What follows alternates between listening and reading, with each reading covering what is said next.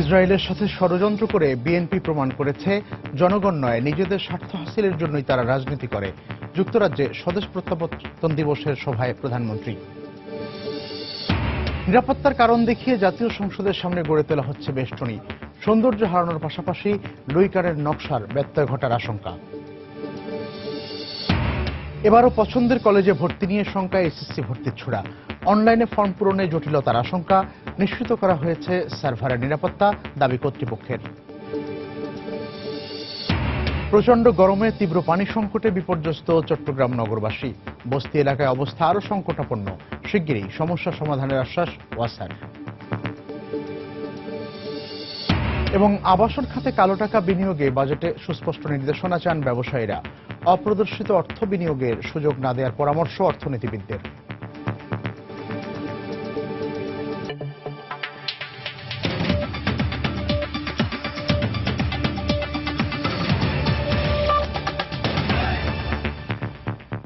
সময় সংবাদে সঙ্গে আছি আমি মিজানুর রহমান কবির।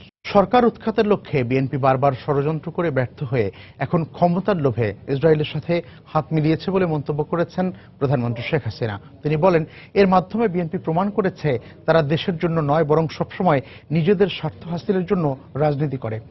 মঙ্গলবার শেখ হাসিনার স্বদেশ প্রত্যাবর্তন দিবস উপলক্ষে যুক্তরাজ্য আওয়ামী লীগ আয়োজিত এক সভায় প্রধানমন্ত্রী একথা বলেন। প্রধানমন্ত্রী শেখ হাসিনার স্বদেশ প্রত্যাবর্তন দিবস উপলক্ষে যুক্তরাজ্যের লন্ডন শহরে এই আলোচনা সভার আয়োজন করে স্থানীয় আওয়ামী লীগ। দেশের গণ্ডি পেরিয়ে এই আয়োজন হলেও স্বয়ং প্রধানমন্ত্রী উপস্থিত থাকায় সেখানে উৎসাহ উদ্দীপনার কোনো কমতি ছিল না। চোখে পড়ার মতো ছিল নেতাকর্মীদের উপস্থিতিও। প্রধান অতিথির বক্তব্যে শেখ হাসিনার কণ্ঠে উঠে আসে সাম্প্রতিক বাংলাদেশে আলোচিত মোসাদের সঙ্গে বিএনপির সখ্যতা ইস্যু। তিনি বলেন, বিএনপি ইসলাম ধর্ম ব্যবহার করে রাজনীতি করলেও শুধুমাত্র ক্ষমতার জন্য তারা ইসরায়েলের মতো দেশের সাথে হাত মেলাতেও দ্বিধাবোধ করেনি। শুধুমাত্র আমাকে সরানোর জন্য তারা এত দূর গেছে, যারা প্যালেস্টাইনে নারীদের হত্যা করলো, শিশুদের হত্যা করলো, অন্তঃসত্ত্বা নারীদের পর্যন্ত হত্যা করলো, হাজার হাজার শিশুদের হত্যা করলো, যেন ভবিষ্যতে এই শিশুরা উঠে যে আবার তারা তাদের অধিকার নিয়ে লড়াই করবে সেজন্য করতে না পারে। যারা এত দূর এইভাবে খুন করলো, আর তাদের সাথে তারা হাত মিলাচ্ছে সরকার, আমার সরকার উৎখাত করার জন্য বা আমাকে হটাবার জন্য। এছাড়া জামাতের সাথে এক হয়ে সারা দেশে বিশৃঙ্খলা সৃষ্টির জন্য বিএনপি গুম হত্যার রাজনীতি করছে বলেও মন্তব্য করেন প্রধানমন্ত্রী। বিশ্ববিদ্যালয়ের শিক্ষকদের হত্যা করে দেশে সাম্প্রদায়িক সহিংসতাকে একটি মহল উস্কে দিচ্ছে বলেও জানান তিনি। অফিসে বসে থেকে ঘোষণা দিল খালেদা জিয়া যে আওয়ামী লীগকে উৎখাত না করে ঘরে ফিরবে না, আর তার আন্দোলন হলো মানুষ খুন করা, পুড়িয়ে পুড়িয়ে মানুষ মারা। আজ পর্যন্ত যাদের কাছে ক্ষমাও চায়নি, সে তো হুকুম দিয়ে পুড়িয়ে মানুষ হত্যা করেছে। মানুষের লাশ ফেলে দিয়ে তারা এখন গুপ্ত হত্যায় নেমে গেছে। বঙ্গবন্ধু তার জীবনের সব থেকে মূল্যবান সময় 23 বছর তিনি সংগ্রাম করে স্বাধীনতা এনে দিয়েছেন, আর এখন অর্থনৈতিক মুক্তি অর্জন করার জন্য কাজ করে যাচ্ছে। যুদ্ধাপরাধীদের বিচার সহ বর্তমান সরকারের বিভিন্ন অর্জন তুলে প্রধানমন্ত্রী বলেন, আন্তর্জাতিক অঙ্গনে বাংলাদেশকে রোল মডেল হিসেবে গড়ে তুলতে হলে প্রবাসীদের দেশের জন্য আরো বেশি এগিয়ে আসতে হবে।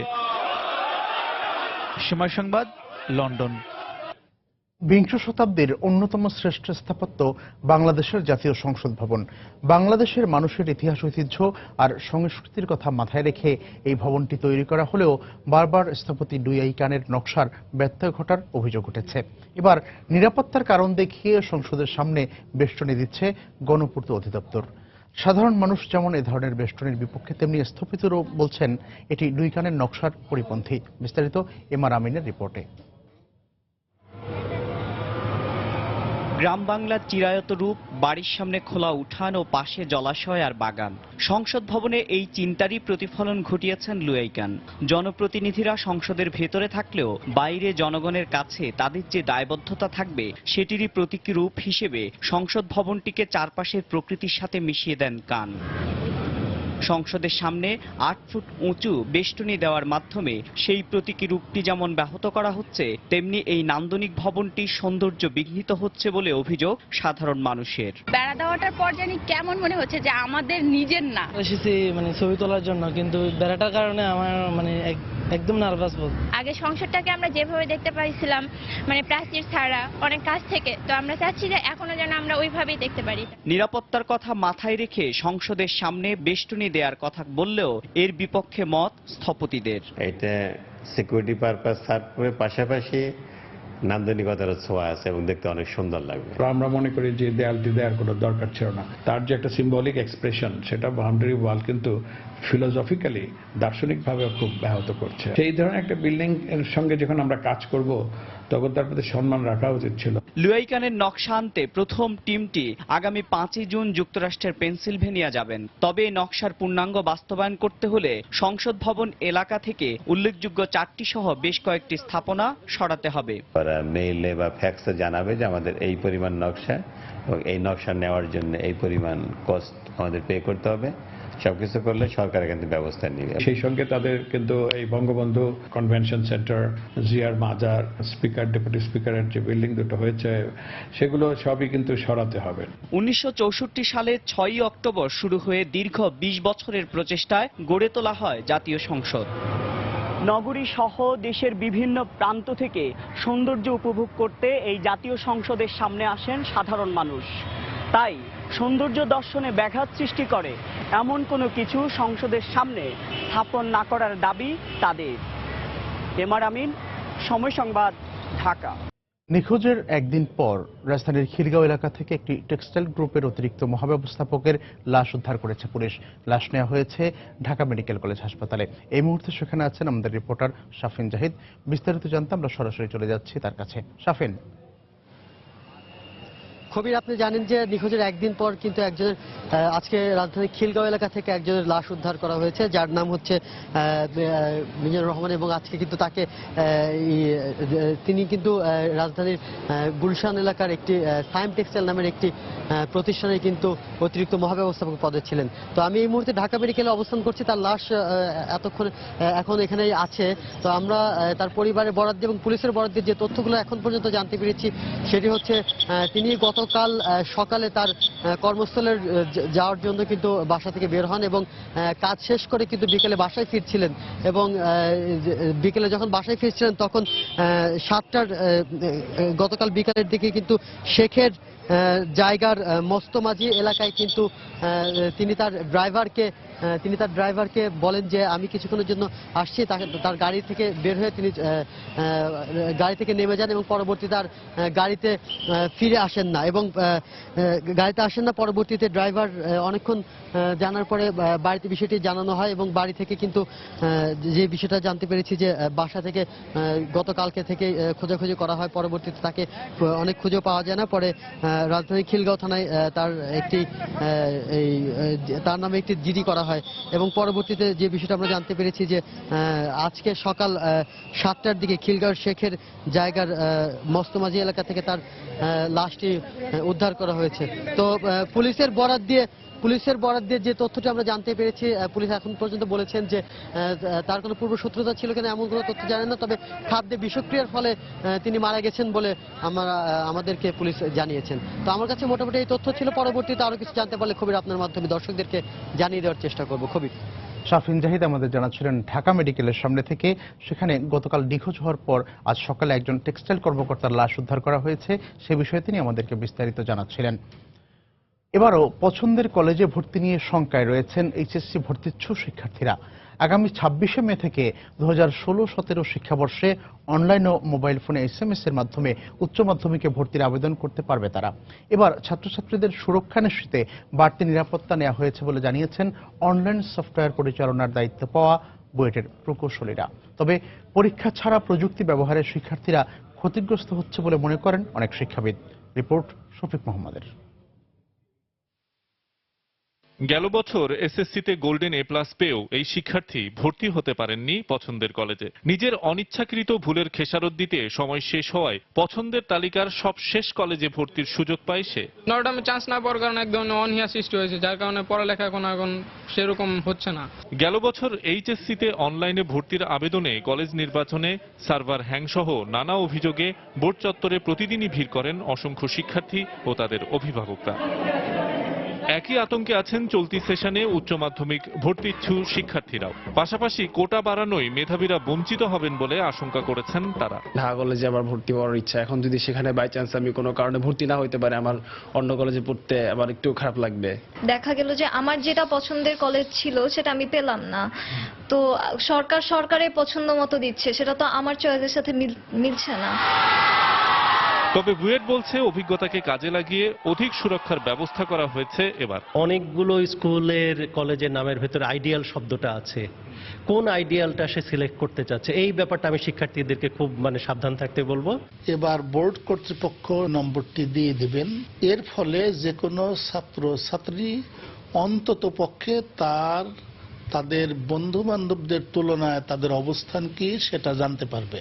অন্যদিকে নতুন প্রযুক্তি ব্যবহারে পেশাগত দক্ষতা আছে এমন সফটওয়্যার কোম্পানি নিয়োগের পরামর্শ দিয়েছেন এই শিক্ষাবিদ। কোন রকমের কোনো এক্সপেরিমেন্টেশন ছাড়া সরাসরি আপনি হাজার হাজার স্টুডেন্টদের মাঝখানে এরভাবে যদি টেকনোলজিকে ছড়িয়ে দেওয়ার চেষ্টা করেন, এতে যেটা হবে যে স্টুডেন্টরাও কিন্তু একটা বিরূপ মনোবৃত্তি তাদের ভিতরে চলে আসতে পারে। যে কলেজগুলো চয়েস লিস্টে দিয়েছিল সেগুলো খুঁজে পাওয়া যায় না পরে।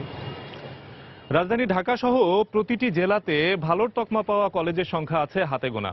আর স্কুল জীবনের শুরু থেকেই এসব ভালো কলেজে ভর্তি হওয়ার স্বপ্নে বিভোর থাকে প্রতিটি মেধাবী শিক্ষার্থী। কিন্তু যে প্রযুক্তি সুযোগ সৃষ্টির বদলে বঞ্চিত করে, তেমন প্রযুক্তি ব্যবহার না করাই উত্তম বলে মনে করেন শিক্ষাবিদ, অভিভাবক এবং শিক্ষার্থীরা। শফিক মোহাম্মদ, সময় সংবাদ, ঢাকা। লাঞ্ছনার পর এবার নারায়ণগঞ্জের পিয়ার সত্তার লতিফ উচ্চ বিদ্যালয়ের প্রধান শিক্ষক শ্যামলকান্তিকে সাময়িকভাবে বরখাস্ত করেছে বিদ্যালয় পরিচালনা পরিষদ। তবে ধর্মীয় কটূক্তি সহ পরিচালনা পর্ষদের আনা 4টি অভিযোগ ভিত্তিহীন বলে দাবি করেছেন শিক্ষক শ্যামলকান্তি। আর এই শিক্ষক লাঞ্ছনায় জড়িতদের বিরুদ্ধে ফৌজদারি আইনে বিচার করা হবে বলে জানান আইনমন্ত্রী। রিপোর্টার আফজাল হোসেনের সহযোগিতায় নারায়ণগঞ্জ প্রতিনিধি শওকত আলী সৈকতের তথ্য এবং আব্দুল্লাল মামুনের ছবি নিয়ে ডেস্ক রিপোর্ট। লাঞ্ছনার শিকার হয়ে পুলিশ হেফাজতে হাসপাতালে চিকিৎসাধীন পিয়ার ছাত্তার লতিফ উচ্চ বিদ্যালয়ের প্রধান শিক্ষক শ্যামলকান্তি দের যেন স্বস্তি নেই। সোমবার দুপুরে বিদ্যালয় পরিচালনা পর্ষদের সভাপতি ফারুকুল ইসলামের স্বাক্ষর করা একটি চিঠি দিয়ে তাকে সাময়িকভাবে অব্যাহতি দেওয়া হয়। চিঠিতে ছাত্রদের উপর নির্যাতন, ধর্ম নিয়ে কটূক্তি সহ মোট 4টি কারণ উল্লেখ করা হয়। তবে এসব অভিযোগ ভিত্তিহীন দাবি করেছেন শিক্ষক শ্যামলকান্তি। ইসলাম ধর্মের প্রতি আমার পুরোগাঢ় বিশ্বাস এবং ভক্তি আছে, শ্রদ্ধা আছে। এই জিনিসটা আমার স্কুলের শিক্ষকবৃন্দ জানেন যে ইসলাম ধর্ম যিনি পড়ান, ধর্মীয় শিক্ষক, ওনাকে আমি সাক্ষী রাখি। ধর্ম সম্পর্কে বা আল্লাহ পাকের সম্পর্কে কিছু বলেছি, তাহলে ওই যে আমার সভাপতি যে নিচে আমি সাদরে বরণ করব। এদিকে শিক্ষক লাঞ্ছিতের প্রতিবাদ এবং ঘটনার সুষ্ঠু তদন্তের দাবিতে মঙ্গলবার দুপুরে জেলা প্রেস ক্লাবের সামনে মানববন্ধন করেছে প্রগতিশীল ছাত্র জোট সহ কয়েকটি সংগঠন। এ সময় বক্তারা বলেন, অভিযোগ প্রমাণের আগেই সংসদ সদস্য তার ক্ষমতার অপব্যবহার করেছেন। এই যে ছাত্রকে পিটানো হয়েছে, সেই ছাত্র এটা স্বীকার করেনি যে না এই ধরনের কোনো আলোচনা হয়নি। তারপরও একজন জনপ্রতিনিধি হয়ে সে তাকে এভাবে জনসম্মুখে এভাবে কান ধরে উঠবস এবং ক্ষমা চাওয়ার জন্য যে ধরনের দৃষ্টান্ত উপস্থাপন করেছেন, আমরা সারা বাংলাদেশের জাতি এটা লজ্জিত। আমি মনে করি সেলিম ওসমান একজন স্কুলের প্রধান শিক্ষককে এই কাজটা করা সঠিক হয়নি। ইসলাম ধর্মের মতো একটা মহান ধর্মকে ব্যবহার করে তিনি একজন প্রধান শিক্ষককে নির্যাতন করতে পারেন না। এ ঘটনায় দোষীদের বিরুদ্ধে ব্যবস্থা নেওয়ার কথা জানালেন আইনমন্ত্রী আনিসুল হক। এটা অত্যন্ত নিন্দনীয় ব্যাপার।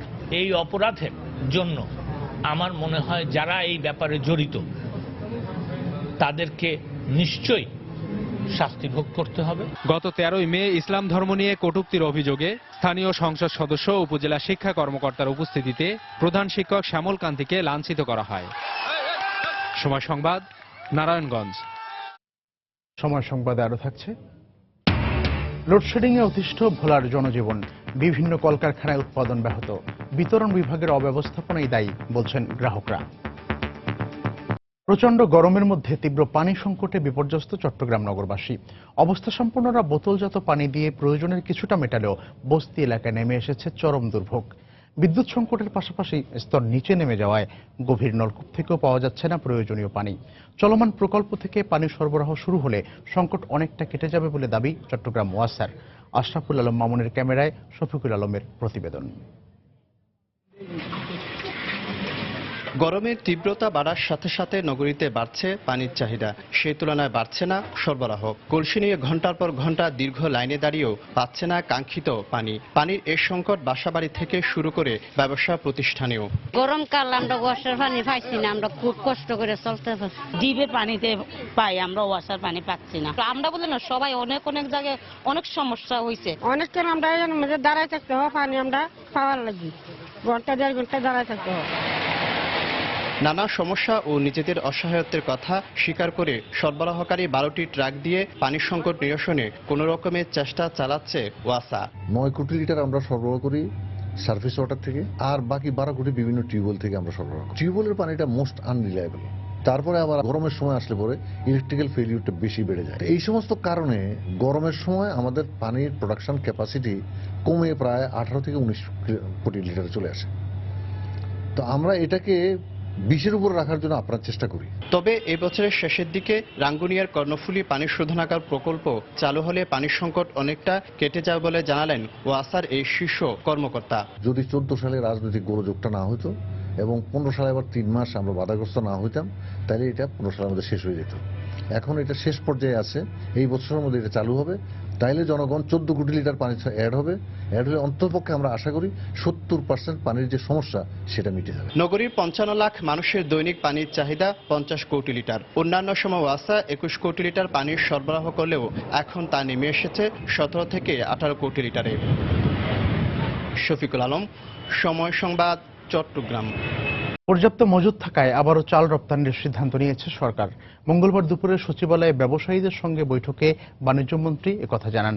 তিনি বলেন, চাহিদার অতিরিক্ত 40 লাখ মেট্রিক টন চাল মজুদ থাকায় চাল রপ্তানিতে কয়েকটি বেসরকারি প্রতিষ্ঠানকে অনুমোদন দেওয়া হয়েছে। তিনি আরও জানান, পর্যাপ্ত মজুদ থাকায় রমজানে অপরিহার্য ভোগ্যপণ্যের সংকট বা দাম বাড়বে না।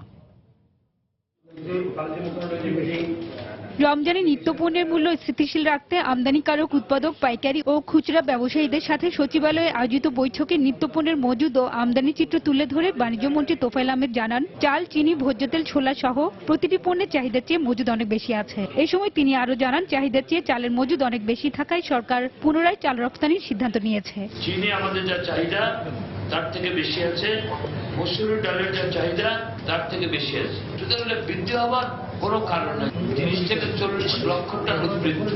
গতকালকে আমরা সিদ্ধান্ত নিয়েছি যে চাল আমরা রপ্তানি করব এবং প্রাইভেট কোম্পানি আমাদের কাছে এসেছিল, আমরা তাদেরকে অনুমতি দিব। এদিকে রমজানে সরবরাহ স্বাভাবিক থাকলে দাম আর বাড়বে না বলে আশ্বস্ত করেন ব্যবসায়ীরাও। কন্ডিশনের জন্য কোথাও কোথাও কিছু দাম বাড়লেও আমার মনে হয় ইনশাআল্লাহ বাজার বাড়ার কোনো সমস্যা নেই। আমাদের প্রচুর পর্যাপ্ত মাল আছে চিনির ব্যাপারে এবং তেলের ব্যাপারে। আমাদের ভ্যাট যাতে আমাদের এই 3 স্তরের জায়গায় আমরা যাতে সেটা একভাবে দিতে পারি, বিশেষ করে এসেনশিয়াল আইটেমটা। এছাড়া রমজানে পাইকারির সাথে খুচরা পর্যায়ে পণ্যের দামে পার্থক্য নিরসনে ক্যাশ মেমো সংরক্ষণ ও প্রদর্শনের ব্যবস্থা চালু পরামর্শ দেন পাইকারি ব্যবসায়ীরা। তেল বলেন, রসুন বলেন, আদা বলেন, আপনি সবসময় দেখবেন পাইকারি থেকে খুচরা 20 টাকা 25 টাকা লিটারে এবং কেজিতে লিটারে। এটা কি করার জন্য আমরা বারবার বলেছিলাম যে মেমো সিস্টেম করার জন্য, রমজানের জন্য। বৈঠকে বাণিজ্যমন্ত্রী আবারও আশ্বাস দেন, ভ্যাট নিয়ে সরকার বাস্তবসম্মত সিদ্ধান্ত গ্রহণ করবে যাতে কেউ ক্ষতিগ্রস্ত হবে না। হাজারি শিউলি, সময় সংবাদ, ঢাকা।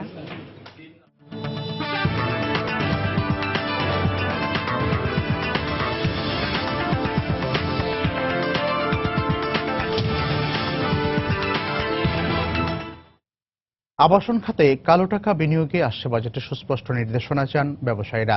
তাদের দাবি, চলতি অর্থ বছরের বাজেটে ফ্ল্যাট ক্রয়ে কালো টাকা বিনিয়োগের সুযোগ থাকলেও জাতীয় রাজস্ব বোর্ডের হয়রানির কারণে সে সুবিধা তারা পাননি। তবে অপ্রদর্শিত অর্থ বিনিয়োগে ব্যবসায়ীদের আর কোনো সুযোগ দেওয়ার পক্ষে নন অর্থনীতিবিদরা। এক্ষেত্রে ব্যাংক ঋণ তহবিল বাড়াতে থোক বরাদ্দ দেওয়ার পরামর্শ তাদের। জুবায়ের ফয়সালের রিপোর্টে বিস্তারিত। দেশের আবাসন খাতে ফ্ল্যাট ও প্লট নিবন্ধনে একজন গ্রাহককে বর্তমানে গুনতে হচ্ছে মোট খরচের 14% কর, যার মধ্যে রয়েছে 4% গেইন ট্যাক্স, 3% স্ট্যাম্প ফি, 2% নিবন্ধন ফি, স্থানীয় সরকার কর ও মূল্য সংযোজন কর। স্বাভাবিকভাবেই বাড়তি করের বোঝা নেতিবাচক প্রভাব ফেলছে আবাসন শিল্পে, ফলে প্রতিদিনই বাড়ছে অবিকৃত ফ্ল্যাটের সংখ্যা। অবস্থা পরিবর্তনে 2012-13 অর্থবছর থেকে 10% জরিমানার বিনিময়ে আবাসন খাতে অপ্রদর্শিত অর্থ বিনিয়োগের সুযোগ দেয় সরকার। পরবর্তী 3টি বাজেটেও বহাল রাখা হয়েছিল এই অধ্যাদেশ, তবে এর সুবিধা পেতে বেগ পেতে হচ্ছে বলেই দাবি ব্যবসায়ীদের।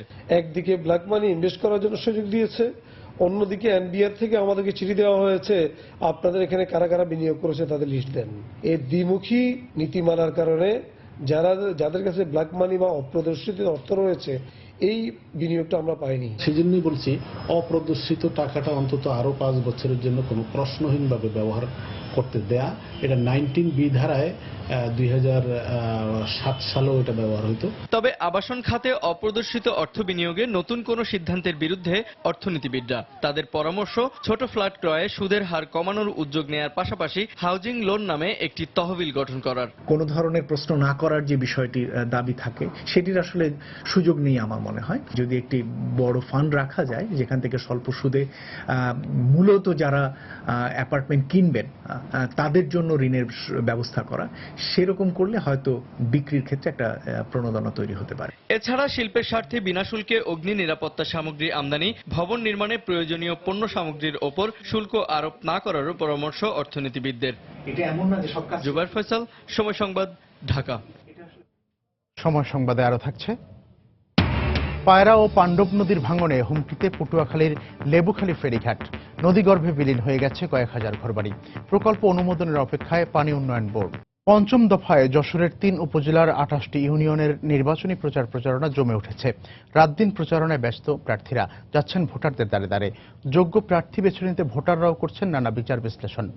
জুয়েল মৃধার তথ্য, সাব্বির আল জামানের পাঠানো ছবি নিয়ে ডেস্ক রিপোর্ট।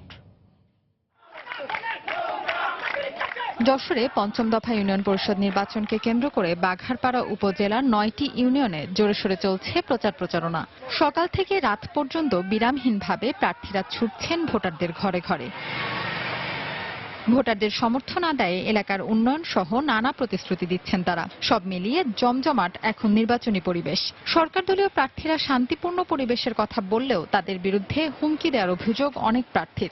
সর্বপ্রথম আমার যে কাজটা হবে, দলটাকে ঐক্যবদ্ধ করার চেষ্টা করব। বিধবা ভাতা, বয়স্ক ভাতা এদিকে সুষ্ঠুভাবে বন্টন করার দিকে বিশেষ খেয়াল রাখবো। ক্ষমতাসীন দলের প্রার্থী সে হুমকি ধামকি ঠ্যাং ভেঙে দিয়া 1 ভোট পালি রেজাল্ট হয়ে যাবে, এরম সব অকথ্য আচরণ করছে। আর যোগ্য প্রার্থীকে বেছে নিতে চুলচেরা বিশ্লেষণ করছেন ভোটাররা। প্রতিদিন লোক আসতেছে ভোট চাতে, যার ভালো লাগে তারে ভোট দেব। কোনো গ্যামজাম কোনো কিছু যদি না হয় অবশ্যই ভোট দিতে দেবো। যে ভালো যোগ্য প্রার্থী তারে ভোট দেবো। আমার যারা পছন্দ হয় আমি তারে ভোট দেবো, আর একজনের যারা পছন্দ হয় তারে ভোট দেবে। শান্তিপূর্ণ নির্বাচনী পরিবেশ নিশ্চিত করতে সব ধরনের পদক্ষেপ নেওয়ার কথা জানিয়েছেন উপজেলা নির্বাচন সমন্বয়কারী কর্মকর্তা। আমরা ইতিমধ্যে সকল রিটার্নিং অফিসারদেরকে নিয়ে আইন শৃঙ্খলা রক্ষাকারী বাহিনীর সঙ্গে প্রাথমিক আলোচনা করেছি। এক্সিকিউটিভ ম্যাজিস্ট্রেট নিয়োজিত আছেন এবং তিনি অভিযোগ পাওয়া মাত্র সেখানে মোবাইল কোর্ট পরিচালনা করছেন। আমাদের কাছে অভিযোগ আসা মাত্রই আমরা সংশ্লিষ্ট রিটার্নিং অফিসারের মাধ্যমে তাদেরকে কারণ দর্শানো হচ্ছে। বাঘারপাড়া ছাড়াও অভয়নগর উপজেলার 8টি ইউনিয়নে এবং কেশবপুর উপজেলার 11টি ইউনিয়নে পঞ্চম ধাপে নির্বাচন অনুষ্ঠিত হবে। সময় সংবাদ, যশোর। চিকিৎসককে লাঞ্ছিতের প্রতিবাদে বরিশাল শেরেবাংলা মেডিকেল কলেজ হাসপাতালে চলছে ইন্টার্ন চিকিৎসকদের অনির্দিষ্টকালের কর্মবিরতি। দর্শক, এই মুহূর্তে সেখানে আছেন সহকর্মী ফিরদাউস সোহাগ। সরাসরি চলে যাচ্ছি তার কাছে। সোহাগ। খবির, আপনাকে ধন্যবাদ। আমরা যেটা দেখেছি যে গতকালকে রাত্র 10:30 থেকে শুরু হয়েছে ইন্টার্ন চিকিৎসকদের ধর্মঘট, এখন পর্যন্ত অব্যাহত আছে। আমি কিছুক্ষণ আগে কথা বলেছিলাম বরিশাল ইন্টার্ন চিকিৎসক পরিষদের যিনি আহ্বায়ক আছেন ডক্টর মোসাদ্দেক, তিনি আমাকে জানিয়েছেন যে তাদের দাবি না মানা পর্যন্ত আসলে ধর্মঘটটি তারা অব্যাহত রাখবেন।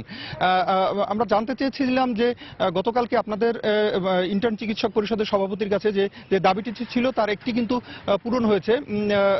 পুলিশ কিন্তু তাদের মূল যে দাবিটি ছিল যে একজন চিকিৎসক চিকিৎসককে লাঞ্ছিত করার ঘটনায় তারা যে লাঞ্ছনাকারী যে পুলিশ সদস্য আছেন তাকে কর্তব্য থেকে অব্যাহতি প্রসঙ্গে তো গতকালকে আমরা যেটা জানতে পেরেছি যে পুলিশের ঊর্ধ্বতন কর্তৃপক্ষের সাথে কথা বলে যে একজন পুলিশের সদস্য যিনি তার নাম হচ্ছে এসআই মহিউদ্দিন, তাকে কিন্তু গতকালই পুলিশ প্রত্যাহার করে নিয়েছে কোতোয়ালি থানা থেকে এবং তাকে পুলিশ লাইনে সংযুক্ত করা হয়েছে। এই বিষয়টি আমাকে নিশ্চিত করেছেন কোতোয়ালি থানার এসি। তিনি আমাকে এই কথাটি জানিয়েছেন যে গতকালকে রাতেই কিন্তু তাকে ইন্টার্ন চিকিৎসকদের দাবি অনুসারে প্রত্যাহার করা হয়েছে। তারপর ধর্মঘট কেন অব্যাহত রাখা হচ্ছে এই প্রশ্নে ডক্টর মোসাদ্দেক ইন্টার্ন চিকিৎসকদের তিনি আমাকে জানিয়েছেন যে আসলে চিকিৎসকদের সামনেই তাদের একজন শিক্ষককে লাঞ্ছিত করার বিষয়টি তারা খুব একটা স্বাভাবিকভাবে নেননি। একজন পুলিশ যাদের কাজ হচ্ছে মূলত আইন শৃঙ্খলা পরিস্থিতি নিয়ন্ত্রণে আনা, তার ভাষাটি হচ্ছে এরকমের যে সেই রকমের মানুষের পক্ষে চিকিৎসককে লাঞ্ছিত করার ঘটনায় তারা খুব ক্ষুব্ধ এবং ব্যথিত। তো তবে পুলিশের পক্ষ থেকে এটি জানানো হয়েছে যে তারাও অ্যাসাল্ট হয়েছেন, এই বিষয়টি তাদের পক্ষ থেকেও দাবি করা হয়েছে। তো এই হচ্ছে মোটামুটি আমরা একটা জিনিস জানিয়ে রাখি যে কিছুক্ষণের মধ্যে একটি সভা আহ্বান করা হতে পারে ইন্টার্ন চিকিৎসক এবং কর্তৃপক্ষের মধ্যে। সেই সভায় হয়তো কোনো একটা সিদ্ধান্ত হতে পারে। এই ছিল মোটামুটি বরিশাল শেরেবাংলা মেডিকেল কলেজ হাসপাতালের ইন্টার্ন চিকিৎসকের ধর্মঘটের সর্বশেষ খবর। ফিরদাউস সোহাগ আমাদের জানাচ্ছিলেন বরিশাল শেরেবাংলা মেডিকেল কলেজের সামনে থেকে চিকিৎসকদের ধর্মঘটের খবর। সঞ্চালন লাইনের ত্রুটির কারণে চরম লোডশেডিং এ অতিষ্ঠ ভোলার জনজীবন। জীবনযাত্রা ব্যাহত হওয়ার পাশাপাশি ব্যাঘাত ঘটছে কলকারখানার উৎপাদন কাজেও। বিতরণ বিভাগের অব্যবস্থাপনার কারণে এমন দুর্ভোগ বলে অভিযোগ গ্রাহকদের। নাসিরউদ্দিন লিটনের পাঠানো তথ্য, উৎপল দেবনাথের ছবি নিয়ে ডেস্ক রিপোর্ট। ভোলা সদর, বোরহানউদ্দিন ও চর ফ্যাশন উপজেলার 30,000 গ্রাহককে বিদ্যুৎ সরবরাহের জন্য ওয়েস্ট জোন পাওয়ার ডিস্ট্রিবিউশন কোম্পানির প্রায় 500 কিলোমিটার সঞ্চালন লাইন রয়েছে। সংস্কারের অভাবে দুযুগের পুরনো এসব সঞ্চালন লাইনের 30% ঝুঁকিপূর্ণ অবস্থায় রয়েছে। আকাশে সামান্য মেঘ জমলেই এসব লাইন বন্ধ করে দেয়া হয়, ফলে পুরো জেলা বিদ্যুৎ বিচ্ছিন্ন হয়ে পড়ে। এতে ব্যবসায়ী, শিক্ষার্থী, রোগী ও বৃদ্ধরা সবচেয়ে বেশি সমস্যায় পড়েন। একটু মেঘ দেখা গেলেই বিদ্যুৎ বন্ধ হয়ে যায়, এরপরে মেঘ চলে যায়, বৃষ্টি চলে গিয়ে থাইমে যায়, কিন্তু বিদ্যুৎ আর আসে না। এমন দিন না যে 10 থেকে 12 বার বিদ্যুৎ না যায়, একবার গেলে সহজে আসে না। আমরা পর্যাপ্ত বিদ্যুৎ পাচ্ছি না, যার কারণে আমাদের ব্যবসায়িক অনেক ক্ষতি হচ্ছে। বিদ্যুতের ভোগান্তিতে এই গরমের সময়ে, পরীক্ষার সময়ে একটি বিপর্যস্ত অবস্থার মধ্যে বসবাস করছে, যেটা কারণে মানুষ চরম ভোগান্তির শিকার হচ্ছে। ত্রুটিপূর্ণ সঞ্চালন লাইনের কারণে প্রায়ই বিদ্যুৎ বিভ্রাট হয় বলে স্বীকার করলেন বিদ্যুৎ বিভাগের এই কর্মকর্তা। অনেক সময় মেশিনারিজের ফল্টের কারণে হয়, অনেক সময় সিস্টেমের ফল্টের কারণে হয়, মাঝে মাঝে ট্রিপ করে। ওই ট্রিপ করার পরে আমরা এটাকে আবার তাৎক্ষণিকভাবে 15 থেকে 20 মিনিট আবার আমরা রেগুলারাইজ করে নিয়ে এসে পাওয়ার দিই। এই অবস্থায় সমস্যা সমাধানে শিগগিরই ব্যবস্থা নেওয়ার কথা জানালেন বিদ্যুৎ বিভাগের এই কর্মকর্তা। পাওয়ার গ্রিড সাবস্টেশন ভোলা করার জন্য আমাদের ডিপার্টমেন্ট থেকে একটা প্রস্তাব দেওয়া হয়েছে। বিদ্যুৎ মন্ত্রণালয় থেকে অনুমোদন হওয়ার পরে এটাকে কাজ শুরু হবে। ভোলায় 2টি বিদ্যুৎ প্ল্যান্টে প্রতিদিন 200 মেগাওয়াট বিদ্যুৎ উৎপাদন হয়। এর মধ্যে ওয়েস্ট জোন পাওয়ার ডিস্ট্রিবিউশন কোম্পানিকে সরবরাহ করতে হয় 40 মেগাওয়াট। সময় সংবাদ, ভোলা। পায়রা ও পাণ্ডব নদীর ভাঙনে হুমকির মুখে পড়েছে পটুয়াখালীর লেবুখালী ফেরিঘাট সহ দুমকি উপজেলার একাধিক গ্রাম। ইতিমধ্যে ভাঙনে নদীগর্ভে বিলীন হয়ে গেছে কয়েক হাজার ঘরবাড়ি ও ফসলি জমি সহ অনেক ব্যবসা প্রতিষ্ঠান। ভাঙন রোধে প্রকল্প অনুমোদনের অপেক্ষায় রয়েছে পানি উন্নয়ন বোর্ড। সুজন দামের ছবি ও মনির হোসেন বাদলের পাঠানো তথ্য নিয়ে ডেস্ক রিপোর্ট। অব্যাহত ভাঙনে নদীগর্ভে বিলীন হয়ে যাচ্ছে পটুয়াখালীর প্রবেশদ্বার লেবুখালী ইউনিয়নের লেবুখালী ফেরিঘাট ও বাজার সহ সহস্রাধিক ঘরবাড়ি ও ফসলি জমি সহ ব্যবসা প্রতিষ্ঠান। ভাঙন তীব্র হয় আতঙ্কের মধ্যে দিন কাটাচ্ছেন নদী তীরের মানুষ। একাধিকবার বসতবাড়ি ও ব্যবসার স্থান পরিবর্তন করেও রেহাই না পেয়ে এলাকা ছেড়ে চলে গেছেন অনেক পরিবার। যাদের যাওয়ার কোনো জায়গা নেই, তারা জীবন ঝুঁকি নিয়ে ভিটেবাড়ি আঁকড়ে পড়ে আছেন। আমাকে এই ঘর দুয়ার আর ভাঙ্গে যাইতে আছে, আমরা আর কোথায় থাকবো, কি করবো? আমাদের বাড়ি আরো 2-3 বার ভেঙে গেছে। আমরা বাড়ির সাইডে পিছনে বাগানে বাড়ি করছি। পাঙ্গাশিয়া ইউনিয়নে চান্দুখালী, রাজগঞ্জ, আলগি, তারপর বাঁশবুনিয়া শত একর জমি ভেঙে নদী বিলীন হয়ে যাচ্ছে। আমাদের এই ভাঙনকে রোধকল্পে পানি উন্নয়ন বোর্ডকে এগিয়ে আসা উচিত।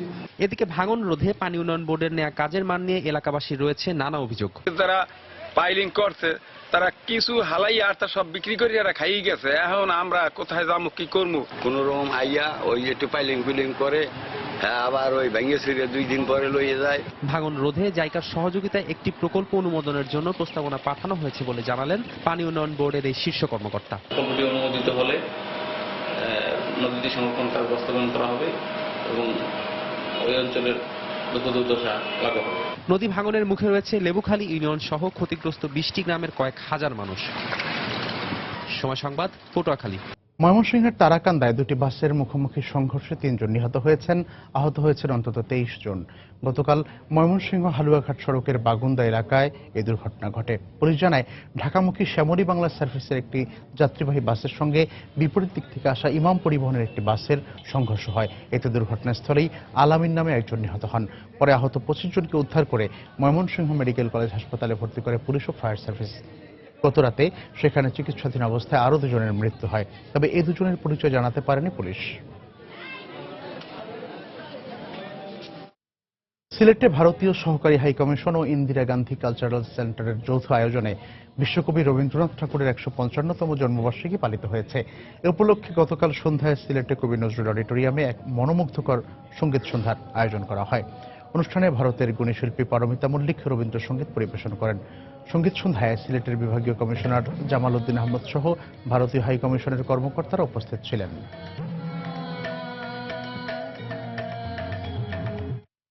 দেশের বাইরের খবর। সিরিয়ার চলমান সংকট নিরসনে ভিয়েনায় আন্তর্জাতিক সিরিয়া সহায়তা গ্রুপের বৈঠকে গুরুত্বপূর্ণ অগ্রগতি হয়েছে বলে মন্তব্য করেন মার্কিন পররাষ্ট্রমন্ত্রী জন কেরি।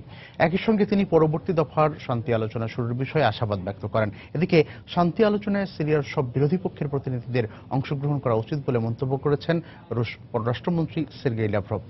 শান্তি আলোচনা ব্যর্থ হলে প্রেসিডেন্ট আসাদকে জোরপূর্বক ক্ষমতাচ্যুত করা হবে বলে জানিয়েছে সৌদি আরব। সিরিয়ার চলমান সংকট নিরসনে করণীয় ঠিক করতে পশ্চিমা সহ আরব রাষ্ট্রগুলোর একের পর এক বৈঠকের পাশাপাশি যুদ্ধ বন্ধে জাতিসংঘ সহ বিশ্ব নেতাদের আহ্বান সত্ত্বেও দেশটিতে বেড়েই চলেছে সংঘাত আর সংঘর্ষ। মঙ্গলবার সিরিয়ার রাজধানী দামেস্ক সহ হোমস ও এর আশপাশের প্রত্যন্ত এলাকায় বিদ্রোহীদের লক্ষ্য করে বিমান হামলা চালায় দেশটির সরকারি বাহিনী। হামলার পরপরই অনলাইনে প্রকাশিত এক ভিডিওতে হোমস ও হামার মধ্যবর্তী অঞ্চলে অবস্থিত আল রাস্তান শহরের একটি এলাকায় ধোঁয়া উঠতে দেখা যায়। এছাড়াও হামলায় আহত বেশ কয়েকজন শিশুকে হাসপাতালে চিকিৎসাধীন অবস্থায় পড়ে থাকতে দেখা যায় ওই ভিডিওতে। তবে হামলায় হতাহতের সঠিক সংখ্যা সম্পর্কে নিশ্চিত করে কিছু জানা যায়নি। এই যখন পরিস্থিতি, তখন সিরিয়ার চলমান সংকট নিরসনে একটি কার্যকর যুদ্ধবিরতির লক্ষ্যে মঙ্গলবার অস্ট্রিয়ার রাজধানী ভিয়েনায় বৈঠকে বসে যুক্তরাষ্ট্র, রাশিয়া সহ আন্তর্জাতিক সিরিয়া সহায়তা গ্রুপের 17টি সদস্য রাষ্ট্র। এছাড়াও বৈঠকে উপস্থিত ছিলেন সিরিয়া বিষয়ক জাতিসংঘের বিশেষ দূত স্টাফান ডি মিস্তুরা। বৈঠক শেষে এক সংবাদ সম্মেলনে মার্কিন পররাষ্ট্রমন্ত্রী জন কেরি জানান, সিরিয়ায় ভেঙে পড়া যুদ্ধবিরতি পুনরায় কার্যকরের বিষয়ে একমত হয়েছেন বিশ্ব নেতারা। একই সঙ্গে দেশটিতে যুদ্ধবন্ধে শিগগিরই পরবর্তী দফার শান্তি আলোচনা শুরুর বিষয়েও আশাবাদ ব্যক্ত করেন তিনি। গেল কয়েকদিনে সিরিয়ায় যেভাবে সংঘাত আর সংঘর্ষ বেড়েছে তা সত্যি উদ্বেগজনক। পরিস্থিতি নিয়ন্ত্রণ করা সম্ভব না হলে যুদ্ধবিরতি কার্যকর অসম্ভব হয়ে পড়বে। আর তাই যুক্তরাষ্ট্র, রাশিয়া সহ সব পক্ষের সমর্থনে একটি কার্যকর যুদ্ধবিরতির লক্ষ্যে চেষ্টা চালিয়ে যাচ্ছি আমরা। জাতিসংঘও এক্ষেত্রে সিরিয়ার সব পক্ষের সঙ্গে আলোচনা চালিয়ে যাচ্ছে। জেনেভায় পরবর্তী দফার শান্তি আলোচনায় সিরিয়ার সকল বিরোধী পক্ষের অংশগ্রহণ নিশ্চিত করার আহ্বান জানিয়েছেন রুশ পররাষ্ট্রমন্ত্রী সের্গেই ল্যাভরভ।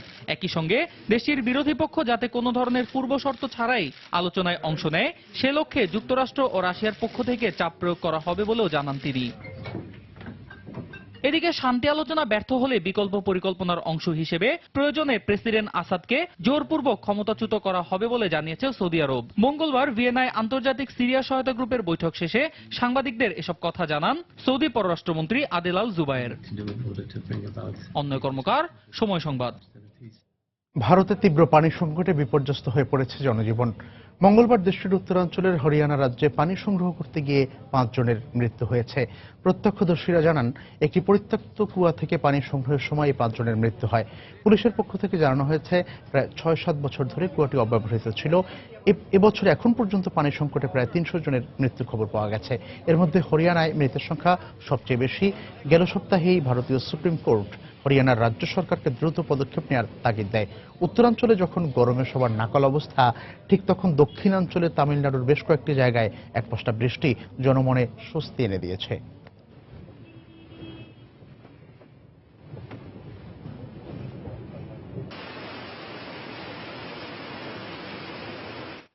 উত্তর কোরিয়ার পরমাণু কর্মসূচি নিয়ে কথা বলতে সে দেশের নেতা কিম জং উনকে সরাসরি আলোচনায় বসার আহ্বান জানিয়েছেন আগামী মার্কিন প্রেসিডেন্ট নির্বাচনে রিপাবলিকান দলের সম্ভাব্য মনোনয়ন প্রার্থী ডোনাল্ড ট্রাম্প।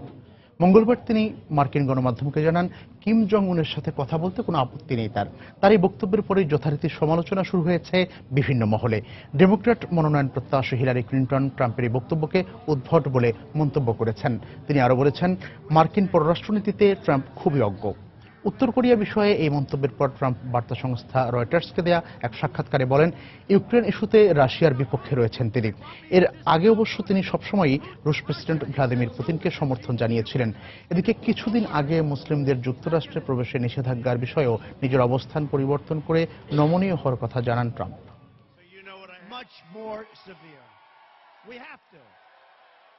খেলার খবর, English Premier League. Old Trafford Wayne রুনির ১০০তম গোলের উৎসবে জয় পেয়েছে ম্যানচেস্টার ইউনাইটেড। নিরাপত্তাজনিত কারণে একদিন পর অনুষ্ঠিত এই ম্যাচে বোর্নমাউথকে ৩-১ গোলে হারিয়ে জয়ের পাশাপাশি টেবিলের পঞ্চম স্থানে থেকেই ২০১৫-১৬ মৌসুম শেষ করল রেড ডেভিলরা। এর ফলে আগামী মৌসুমে চ্যাম্পিয়ন্স লিগ খেলার আশা বাঁচিয়ে রাখল ভ্যান হলের দল। ওল্ড ট্র্যাফোর্ডে এর আগের নির্ধারিত দিনে বোমা আতঙ্কে খেলা না হলেও প্লে অফের আশা বাঁচিয়ে রাখতে এদিন আগের দিনের মতো কোনো নাটকীয়তা ছাড়াই বোর্নমাউথের মুখোমুখি হয় ম্যানচেস্টার ইউনাইটেড। শুরু থেকেই ঘরের মাঠে সুবিধা কাজে লাগিয়ে বারবার আক্রমণ করতে থাকে রুনি রাশফোর্ডরা। তবে ফল আসে বেশ দেরিতে। প্রথমার্ধের 2 মিনিট বাকি থাকতে ওল্ড ট্র্যাফোর্ডে নিজের ক্যারিয়ারের ১০০তম গোল করে দলকে লিড এনে দেন ইংলিশ তারকা ওয়েন রুনি। বাকি সময় আর কোনো গোল না হওয়ায় ১-০তে এগিয়ে থেকেই বিরতিতে যায় তারা। বিরতি থেকে ফিরে আবারও আগ্রাসী রেড ডেভিলরা। ৫০ মিনিটে মাতা ও মার্শাল এগিয়ে যাওয়ার সুযোগ তৈরি করলেও তা রুখে দেয় প্রতিপক্ষের রক্ষণভাগ। তবে ৭৪ মিনিটে রুনির পাস থেকে গোল করে লিড দ্বিগুণ করেন আরেক ইংলিশ স্ট্রাইকার মার্কাস রাশফোর্ড। আর এতে আনন্দে মেতে ওঠে ওল্ড ট্র্যাফোর্ডের হাজারো সমর্থক। জয়ের দিকে এগিয়ে যেতে থাকা রেড ডেভিলদের আনন্দ আরও বেড়ে যায় যখন ম্যাচের ৮৭ মিনিটে তরুণ স্ট্রাইকার অ্যাশলে ইয়ং দলের হয়ে তৃতীয় গোলটি করেন। দুর্ভাগ্যজনক হলেও দ্বিতীয়ার্ধের অতিরিক্ত মিনিটে ইংলিশ ডিফেন্ডার ক্রিস স্মলিং এর ভুলে নিজেদের জালেই বল জড়িয়ে গেলে বোর্নমাউথের ১ গোল পরিশোধ হয়ে যায়। ফলে শেষ পর্যন্ত ৩-১ গোলের ব্যবধানে জয়ের হাসি নিয়ে মাঠ ছাড়ে লুই ভ্যান হলের শিষ্যরা। আর এ জয়ে লিগ টেবিলের ৪ নম্বরে থাকা ম্যানচেস্টার সিটির সাথে গোল ব্যবধানে পিছিয়ে থেকেও সমান পয়েন্ট নিয়ে প্লে অফের মাধ্যমে চ্যাম্পিয়ন্স লিগে ওঠার স্বপ্ন বাঁচিয়ে রাখল রুনিরা। কারণ প্লে অফে সিটিজেনদের হারাতে পারলেই আগামী মৌসুমে চ্যাম্পিয়ন্স লিগ খেলার টিকিট পাবে রেড ডেভিলরা। নিয়ামতুল্লাহ বাবু, সময় সংবাদ। এবার ইউরোপা লিগের খবর। বাসেলের সেন্ট জ্যাকব পার্কে উয়েফা ইউরোপা লিগ ফাইনালে লিভারপুলের প্রতিপক্ষ সেভিয়া।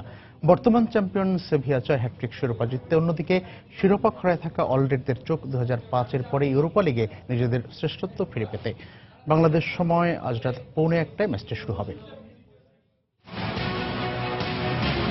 3বার ইউরোপা লিগে শ্রেষ্ঠত্বের মুকুট পড়েছে ইংলিশ জায়ান্ট লিভারপুল। অন্যদিকে 4বার একই স্বাদ পেয়েছে স্প্যানিশ ক্লাব সেভিয়া। সেই সাথে সেভিয়ার জন্য বাড়তি আত্মবিশ্বাস যোগাচ্ছে ডিফেন্ডিং চ্যাম্পিয়ন হবার ব্যাপারটি। তবে সবকিছু ছাপিয়ে মজার বিষয় হচ্ছে, যে কোনো ধরনের প্রতিযোগিতামূলক ফুটবলে এটাই লিভারপুল ও সেভিয়ার প্রথম দেখা। আর সে দেখায় দু দলই যে আপোষহীন। ফুটবলীয় আভিজাত্য আর শক্তির রসদ দুদিক থেকেই মাঠে নামার আগেই ফেভারিটের তকমা গায়ে জড়িয়েছে লিভারপুল। যদিও এবারের ইংলিশ প্রিমিয়ার লিগে ৯ নম্বরে থেকেই নিজেদের অভিযান শেষ করতে হয়েছে অলরেডদের। নিজেদের ফুটবল ইতিহাসে দ্বাদশবারের মতো কোনো মেজর ইউরোপিয়ান লিগের ফাইনাল খেলতে নামছে ইউর্গেন ক্লপের দল, যার মধ্যে 3বার উয়েফা ইউরোপা লিগ ও 7বার চ্যাম্পিয়ন্স লিগের ফাইনাল খেলারও স্বাদ পেয়েছে তারা। এই 12 বারের মধ্যে 8বারই শিরোপা জিতে নিজেদের সাফল্যের হার 73% পরিণত করে সেভিয়ার বিপক্ষে নিজেদের শক্তিমত্তার জানান দিয়ে রেখেছে ইউর্গেন ক্লপের শিষ্যরা। 1977, 2001 ও সবশেষ 2005-এ ইউরোপা লিগের শিরোপাজয়ী অল রেডদের এই ম্যাচে সেরা একাদশে থাকছেন না হাঁটুর ইনজুরি কাটিয়ে ওঠা অধিনায়ক জর্ডান হেন্ডারসন। তবে অ্যাঙ্কেল ইনজুরিতে থাকা ডিভক ওরিগিকে দেখা যেতে পারে ক্লপের রণকৌশলের সেনানী হিসাবে। নিষেধাজ্ঞার খরায় খেলতে পারবেন না মামাদু সাখো। অন্যদিকে সেভিয়া অবশ্য স্প্যানিশ লিগে কখনোই বার্সেলোনা, রিয়াল মাদ্রিদ ও অ্যাটলেটিকোকে ছাড়িয়ে যেতে পারেনি। ডিফেন্ডিং চ্যাম্পিয়ন সেভিয়ার সামনে এখন এই আসরের হ্যাটট্রিক শিরোপা জয়ের হাতছানি। যদিও এবারে লা লিগায় টেবিলে তাদের 7 নম্বর অবস্থান খুব একটা বিশেষ ভালো কিছুর ইঙ্গিত দিচ্ছে না। আন্দালুসিয়ান কোচ উনাই এমেরি হাঁটুর ইনজুরির কারণে এ ম্যাচে দলে পাবেন না মিচেল ক্রন-ডেহলিকে। সেই সাথে অ্যাপেন্ডিক্সের জন্য অ্যান্টনিও রেইসকেও একাদশে রাখতে পারবেন না সেভিয়া বস এমেরি। বাসেলের মঞ্চ তৈরি, যুদ্ধটা যে ইংলিশ ফুটবলীয় শক্তির সাথে স্প্যানিশ ফুটবলের নিপুণতা। সজল মিত্র, রিচার্ড, সময় সংবাদ। এ পর্যায়ে শীর্ষ সংবাদ জানিয়ে দিচ্ছি আরেকবার। ইসরায়েলের সাথে ষড়যন্ত্র করে বিএনপি প্রমাণ করেছে জনগণ নয়, নিজেদের স্বার্থ হাসিলের জন্যই তারা রাজনীতি করে। যুক্তরাজ্যে স্বদেশ প্রত্যাবর্তন দিবসের সভায় প্রধানমন্ত্রী। নিরাপত্তার কারণ দেখিয়ে জাতীয় সংসদের সামনে গড়ে তোলা হচ্ছে বেষ্টনী। সৌন্দর্য হারানোর পাশাপাশি লুইকানের নকশার ব্যত্যয় ঘটার আশঙ্কা। এবারও পছন্দের কলেজে ভর্তি নিয়ে শঙ্কা এইচএসসি ভর্তির ছোড়া। অনলাইনে ফর্ম পূরণে জটিলতার আশঙ্কা, নিশ্চিত করা হয়েছে সার্ভারের নিরাপত্তা, দাবি কর্তৃপক্ষের। প্রচণ্ড গরমে তীব্র পানি সংকটে বিপর্যস্ত চট্টগ্রাম নগরবাসী। বস্তি এলাকার অবস্থা আরও সংকটাপন্ন, শিগগিরই সমস্যা সমাধানের আশ্বাস ওয়াসার। এবং আবাসন খাতে কালো টাকা বিনিয়োগে বাজেটে সুস্পষ্ট নির্দেশনা চান ব্যবসায়ীরা। অপ্রদর্শিত অর্থ বিনিয়োগে সুযোগ না দেওয়ার পরামর্শ অর্থনীতিবিদদের। এই ছিল এখনকার মতো। যে কোনো খবর পেতে ভিজিট করুন সময়নিউজ.tv। যে কোনো বাংলা লিংক, রবি ও সিটিসেল নম্বর থেকে সময় সংবাদের খবর, অনুষ্ঠান সম্পর্কে জানতে এবং যে কোনো তথ্য সময় সংবাদকে জানাতে ডায়াল করুন 16242 নম্বরে। এছাড়া এইমাত্র পাওয়া খবর আপনার মোবাইলে পেতে SMS করুন SN লিখে পাঠিয়ে দিন 16242 নম্বরে। সঙ্গে থাকুন সময়ের।